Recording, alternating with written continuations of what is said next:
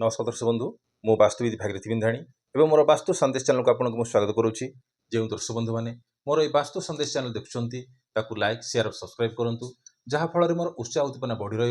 रस आपण सम्मुखें यहपरी वास्तु और ज्योतिष संबंधी तथ्य किसी उपस्थापना करुँगी। आज आम जाना बह पर छाड़पत्र डिभोर्सर कौन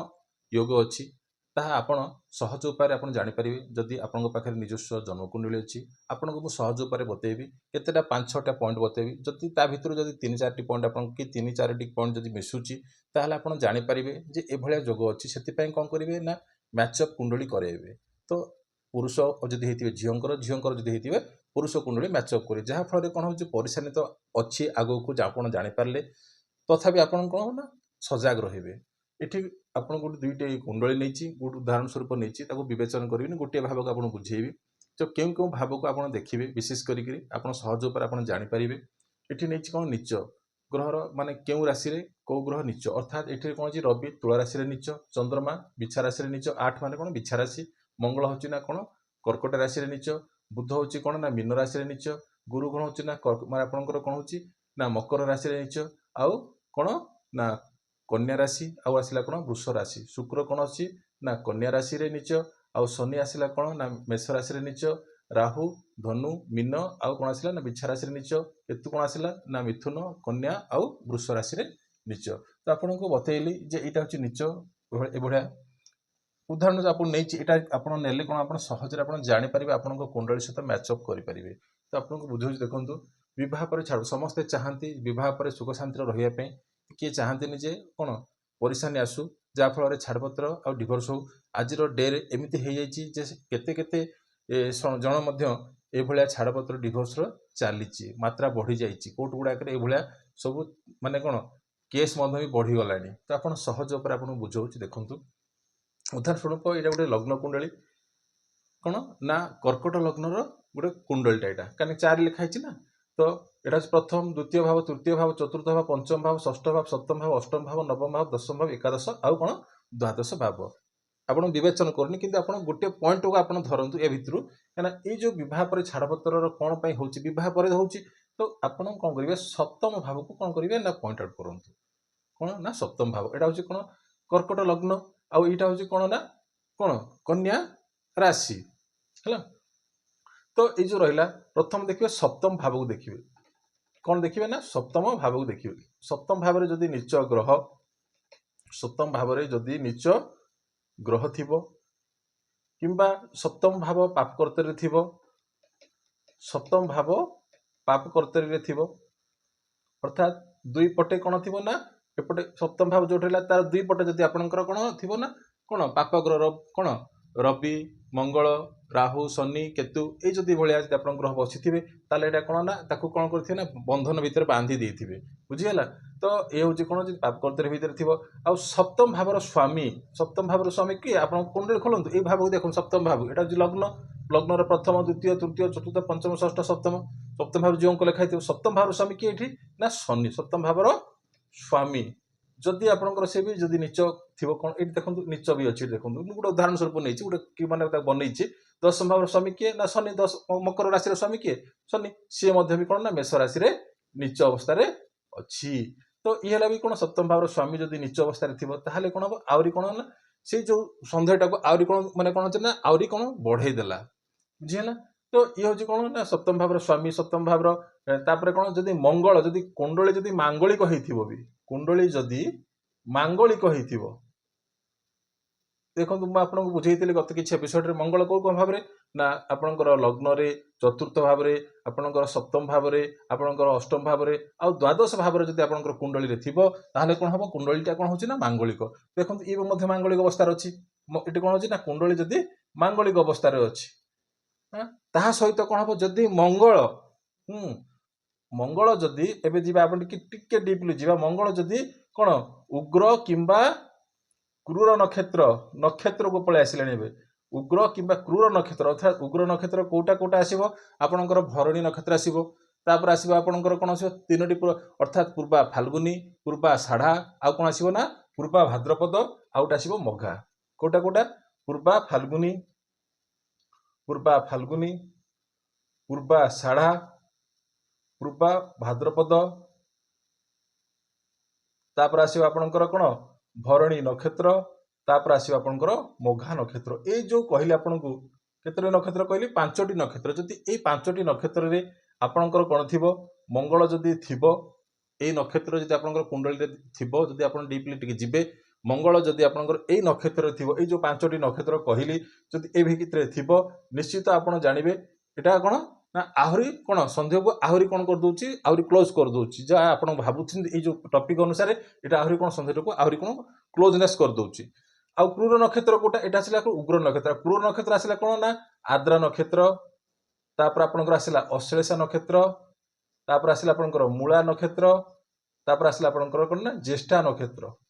तो ये जो रहा एठर जो पांचटा एठर जो चारिटा नक्षत्र रही कहली आपको ये हूँ ना क्रूर नक्षत्र जदि मंगल मांगलिक को जदि आपन कुंडली अच्छी यही भाव में माने अर्थात मंगल जदि ये नक्षत्र पूर्व फाल्गुनी पूर्वाषाढ़ा पूर्व भाद्रवता भरणी नक्षत्र मघा नक्षत्र एपटे आसला आपनकर आद्रा नक्षत्र अश्लेषा नक्षत्र मूला नक्षत्र ज्येष्ठ नक्षत्र आउड़ा कौन हो ना केतु शुक्र बुध आउ कौन आसला गुरुर नक्षत्र पड़ुची बुझिपारे एगुड़ा भी देखो मघा आउ मघा नक्षत्र आ मूला नक्षत्र हाँ एगुड़ा कौन हो ना आप देखिए एटा हूँ ना कौन कौन केतुर नक्षत्र आ शुक्र नक्षत्र आसला पूर्वाषाढ़ा पूर्वा भालु कौन पूर्वाषाढ़ा आउ आसला आपनकर पूर्वा फाल्गुनी आ भरणी नक्षत्र आ बुधर आसला अश्लेषा आ ज्येष्ठा नक्षत्र है अश्लेषा आ ज्येष्ठा नक्षत्र आसला कौन बुधर आ गुरुर आसला कौन पूर्व भाद्रपद नक्षत्र आप देखिए चार्ट जो देखिए एगुड़ा आपको देखा पाइबे कौटी ना कौन अश्विनी जमी 27टा नक्षत्र को डिविजन माने कौन भाग करा आहरी नक्षत्र अच्छी किंतु उग्र आ क्रूर नक्षत्र ये भाव में जब कौन मंगल जदि यही भाव में जब आपंकर कौन थी जदि जन्म कुंडली ये जो कहले आप नक्षत्र आउ राहुर नक्षत्र हूँ आद्रा नक्षत्र जदि यहाँ हूँ कौन राहुर नक्षत्र कि आद्रा नक्षत्र जदि यही भाव में आपंकर मंगल जदि थी ये नक्षत्र जदि थी निश्चित रूपे आपको ये सब देखा मिल यहाँ तो आपको कहली गोटे उदाहरण स्वरूप आप कौन कले जन्म कुंडली एतिकी तार रहा कौन ना क्राइटेरिया रहा आईटा गोटे नवमांश कुंडली आउ टिके जदि डीपली जीवा कौन नवमांश कुंडली रे जदि लग्न यहाँ प्रथम भाव लग्न लग्न जदि कौन लग्न जदि नीच राशि थी अर्थात 10 मान जो गोटे उदाहरण स्वरूप एटा 10 नहीं उदाहरण स्वरूप ये कौन कौन ना मकर लग्नर कुंडलीटा ये किए नीच आसो ना गुरु जदि ये नीच आसो ये कौन गुरु नीच आसो आउ यार ये तो नीच आसला ये जो यहाँ कौन लग्न लग्नेश मान कौन यार स्वामी दशर स्वामी किए दशर स्वामी किए शनि जदि सी भी आपंकर जदि नीच राशि थी ताल आप 100% यहाँ ये जो पॉइंट अनुसार बहार छाड़पत्र डिवोर्स 100% से जोटा को कौन है आहरी क्लोज को धरी पलि माने फाइनाल यहाँ हबार अच्छी तो आप बुझेली लग्न लग्नेश जदि कमजोर थी आ लग्नेश आ चतुर्थ भाव को जदि नवमांश कुंडली जदि कौन आड़ू जदि यहाँ चतुर्थ भाव यहाँ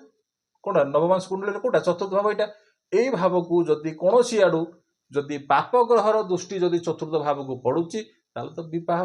माने जहाँ भी हम 100% आहरी मैंने कौन ना क्लोजनेस आणला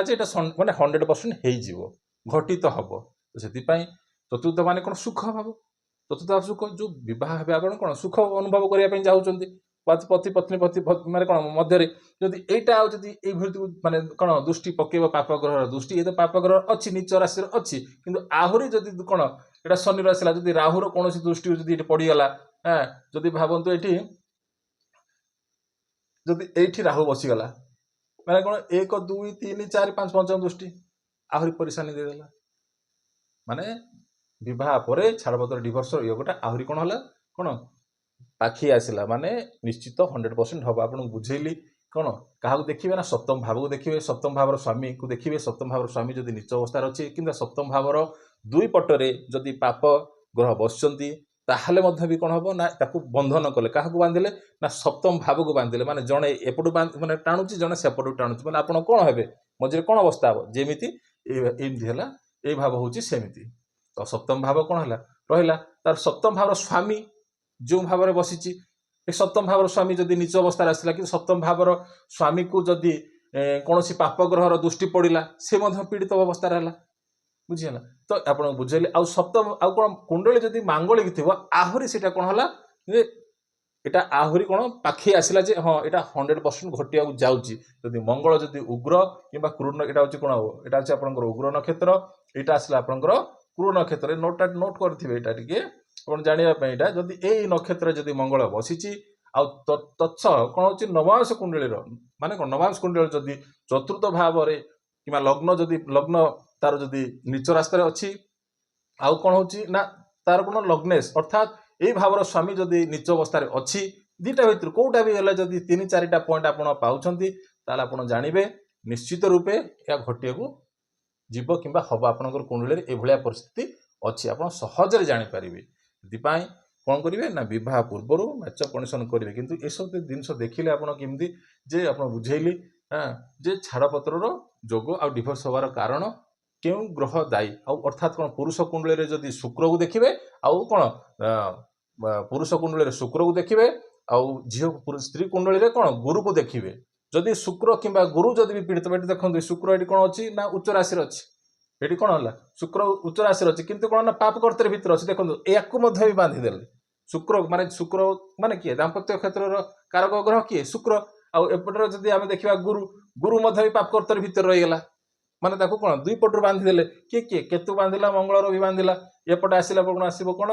1 2 3 4 5 6 7 8 ପଡୁଛି ନା ରାହୁର ଦୃଷ୍ଟି ପଡୁନି କିନ୍ତୁ କେତୁର ଆଉ ମଙ୍ଗଳ ରବି ଭିତରେ ତାକୁ କ'ଣ ଗୁରୁକୁ ମଧ୍ୟ ବି ବନ୍ଧନ କରୁଛନ୍ତି। ଯଦି ଆପଣ ଦେଖିବେ ପୁରୁଷ କୁଣ୍ଡଳୀରେ ଶୁକ୍ରକୁ ଦେଖିବେ ଆଉ ସ୍ତ୍ରୀର କୁଣ୍ଡଳୀରେ ଗୁରୁକୁ ଦେଖିବେ ପ୍ଲାନେଟକୁ ଦେଖିବେ କାରକ ଗ୍ରହ ଦୁଇଟା ନା ବୁଝିପାରିଲେ। ତ ତାହେଲେ ଯଦି ଏମାନେ ମଧ୍ୟ ପୀଡ଼ିତ ଅବସ୍ଥାରେ ଥିବେ ତାହେଲେ ମଧ୍ୟ ମାନେ ଆପଣଙ୍କୁ କହିଲି ଯେଉଁ 5-7ଟା ମାନେ କହିଲି ପଏଣ୍ଟସ୍ କହିଲି ତା ଭିତରୁ ଯଦି 3-4ଟା ଆପଣ ଘଟିତ ହେଉଛି 100% ଜାଣିବେ ଯେ ଏଟା କ'ଣ ଡିଭୋର୍ସ ହେବ। ତ ଏଇ ତ ଥିଲା ଆଜିର ଟପିକ୍। ଯେଉଁ ଦର୍ଶକ ବନ୍ଧୁମାନେ ମୋର এই ବାସ୍ତୁ ସନ୍ଦେଶ ଚ୍ୟାନେଲ ଦେଖୁଛନ୍ତି ତାକୁ ଲାଇକ୍ ସେୟାର ସବସ୍କ୍ରାଇବ କରନ୍ତୁ। ରହିଲି ନମସ୍କାର।